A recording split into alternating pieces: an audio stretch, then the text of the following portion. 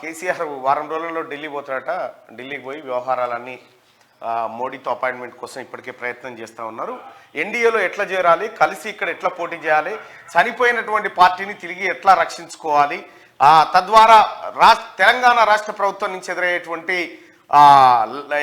న్యాయపరమైనటువంటి దాడులను ఎదుర్కోవడానికి ఏదో ఒక ఆశ్రయం పొందాలి. కాబట్టి కేసీఆర్ ఆ ప్రయత్నంలో ఉన్నట్టుగా తెలుస్తూ ఉంది. సరే, ఎవరు ఏ ప్రయత్నంలో ఉన్నప్పటికీ ఒకటి మాత్రం నిజం, తెలంగాణ రాష్ట్రంలో కేసీఆర్ దుకాణం క్లోజ్ అయింది. దానికి ఇక అది ఎవరు మాతోటి అయితే కాదు, దాని లేపుడు కాదు, ఎవరితోటి కూడా కాదు అది. ఎందుకంటే పాతాళ లోకంలోకి పడిపోయింది. ఇది ఇట్లా ఉంటే ఇంట్లో అప్పుడే అంతర్గత కలహాలు స్టార్ట్ అయిపోయినాయి. కేసీఆర్ ఇంట్లో కొడుకో దారి, బిడ్డో దారి, అల్లుడో దారి, కేసీఆర్ దారి, నలుగురిది గోదావరి అయింది.